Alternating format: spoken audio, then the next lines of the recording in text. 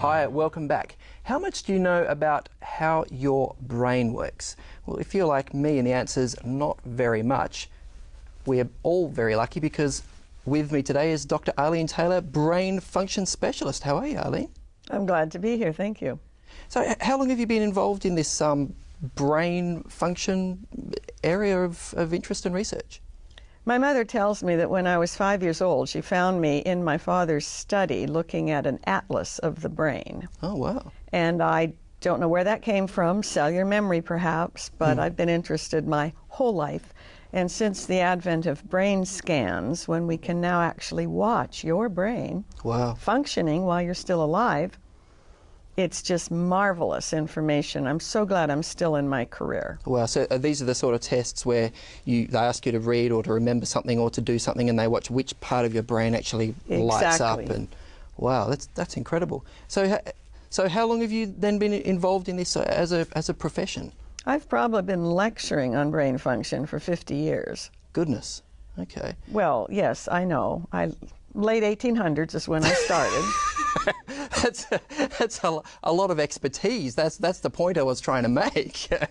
And at first, you know, all we knew about the brain was observations, and that started with Hippocrates, who said, you know, there are 4 chunks to the cerebrum, and he was right. Okay. And that was the beginning of temperament, you know, sanguine, phlegmatic, you know, choleric, melancholy. And now that we can actually watch our brains functioning, a lot of what he said was accurate, but we are now getting, of course, much more refinements, and this is now being called the age of the brain. That's interesting you say that, because I'm really noticing that there seems to be a lot of brain stuff going on in the public arena lately. I mean, I read a book recently by Dr. Timothy Jennings, you know, neuropsychiatrist, looking at the brain and spirituality. Barbara Arrowsmith-Young, you know, looking at education and the brain. A lady from South Africa, what's her name? Dr. Caroline Leaf, you know, switching on your brain. Is it a bit of a flavour of the month thing? Oh, I don't think so. I think that we are now actually being able to figure out brain function. And if you pay attention and apply it practically, then you can start using your brain by design instead of just hit and miss. Sometimes you get it right, you're not sure what you did to get it right, so you can't replicate it, or you really mess up badly and you're not sure how you messed up, so you keep doing it again. You can actually live your brain by design in terms of your behaviors and what you're pursuing, and that's really exciting. Well, this is the thing that I think is really surprising, you know, because we're hearing this word, you know, neuroplasticity, you know, come around. You can change your brain, because in the past, I'm sure I remember hearing, oh, your neurons are set, you know, once you kill your neurons, they're gone forever, there's nothing you can do about it, you know, all this sort of stuff. Well, partly that is true. When you come out the chute, you pretty much have your neurons. You'll lose some of them in pruning. And we know that there are parts of your brain, like the hippocampus in that middle section that is your search engine. You can kill brain cells fairly easily based on your lifestyle, whether you are using inappropriate substances, not taking care of your brain. But yes, your brain is hardware and software, if you will. And we can do a lot about the software. And that's habits, changing your behaviors, and so on. Largely a choice. Many people don't think there's anything they can do, so they use it as an excuse. But there's lots you can do. So it's not simple as this is the way I am. It is actually possible to teach an old dog new tricks, as they say. Absolutely. May take them slightly longer, but sometimes not even that. Having said that, there's not a lot you can do about the hardware. So some things are set. You know, when I came out the chute, I happen to have an empathizing brain, which aligns with a female brain. Based on how you look, which may not mean anything, but based on how you look, my guess would be that you have a systemizing brain that's more aligned with the male brain. But it could be, you see, that your brain doesn't match your body. And then you'd have an empathizing brain in a male body. So you can't always tell by looks. But so there's some things that you can't change, but you can change tons of stuff about your behaviors, and you can learn almost anything on the planet if you want to put the work in. So there are actually some differences between the male and the female brain in general, not every man and woman, like you're saying. Duh. There are, yeah. Well, Huge. Yeah, okay. We just got something called connectome research, which is DTI modalities, and it shows how the connections in the male brain versus the female brain run. And in your brain, you've got lots of connections top to bottom in each hemisphere, but not very many crossing from one hemisphere to the other. Okay. My brain has almost all its connections crossing between the two hemispheres and just a few going up and down. Makes a huge difference on how behaviors are exhibited and what males do better and what females do better. So how can the male brain and the female brain understand and relate to one another perhaps better than we do in this sort of men are from Mars, women are from Venus sort of perception we have? Well, if you understand brain function, then you understand that we were really designed to be complementary, not antagonistic. But I will be able to do things that you don't do very well. And you're going to be able to do things that I don't do very well. For one thing, you've got way much stronger muscle function. Twice the upper body strength, 3 times the lower body strength. You can open the door for me and carry my suitcase anytime you want to, because you do that better than I do.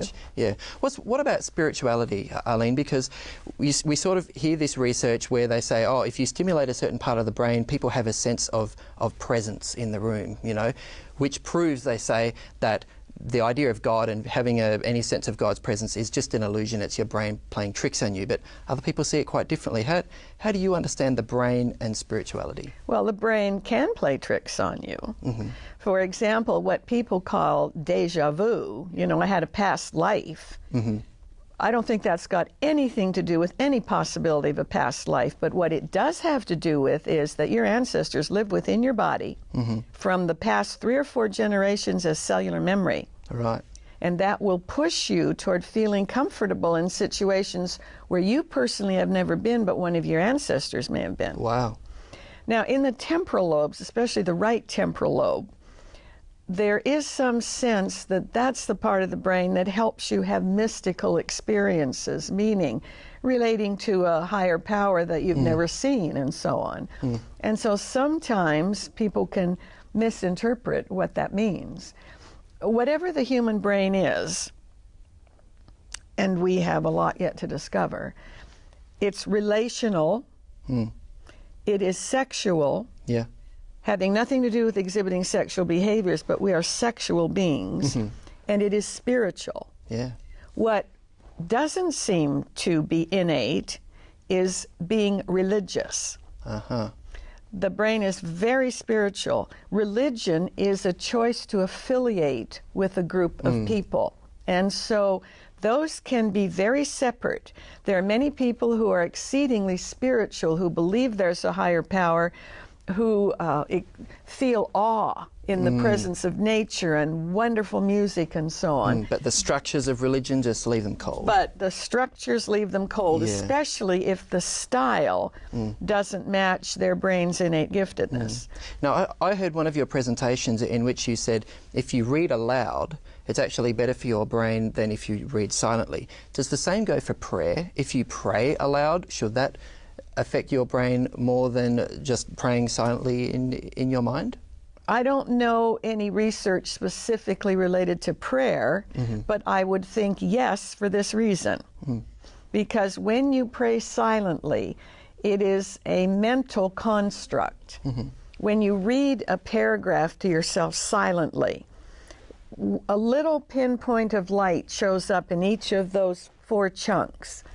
But when you read aloud, now you have to change what you're seeing into articulated sound, which involves different parts of the brain, and certainly your tongue and your mouth and your teeth. And so 80% of those chunks light up, which is why that's now considered an anti-aging strategy. On top of that, you are now hearing the sound. So it becomes a whole brain experience, basically. And when you read aloud, you can put that into long-term memory, the information, much faster than when you read silently. So this probably explains why I find that when I pray aloud, I tend to be able to concentrate better on what I'm saying than if I just try to pray silently. So you could get perhaps more easily distracted. Wow. But the thing is, all you know is your own brain. Sure. And we tend to think that because our brain works this way, theirs must work this way too. Every brain on the planet is different. Yeah, sure. Now, just before we finish, because we are just about out of time, can you give us maybe 2-3 tips for a healthier brain? How can we make the most of, you know, this gift we've been given of our brain? The best thing you can do is live what we call a high-level healthiness lifestyle. If you take care of your brain, what you do for your brain also supports your immune system, and we now believe that that could probably, all things being equal, extend your life 25 years. Many people die much sooner because they haven't taken care of their brain. So you want to avoid trauma, toxins. If you smoke, stop. If you don't, never start. You want to keep your brain well hydrated, because you can actually get brain tissue to shrink and pull away from your skull when you don't have enough water, and that's your primary beverage. Avoid soft drinks, period, but water, so that you keep your brain nicely hydrated. Plenty of sleep. Every brain needs its own amount of sleep. I need 9 hours solid. Wow. And if I get that, I can go like a house afire. If I lose an hour, I'll know it. If I lose 2, you'll know it. Yeah, okay. And then lean toward a Mediterranean cuisine, toward vegetarianism. So there's other things we can do, but that's it in a nutshell. 30 minutes of challenging brain stimulation every day, 30 minutes of good physical exercise, because no muscles in the brain. You need the physical exercise to whoosh the blood through. Sure. 10 minutes of reading out loud a day, and then some of these other things. And hey, I'm aiming to be a minimum of 120 years old. Go for it. With good mental, emotional, physical, spiritual function. Love it. Hey, well, thanks so much for your time. And if you're interested in knowing more about Dr. Arlene Taylor and her work on the brain, you can check out her website, arlenetaylor.org. The address is right there on your screen. Newsletters, your blog, some books you've written, it's all there. Thanks so much for your time. I really appreciate it. My pleasure. We'll be back straight after the break.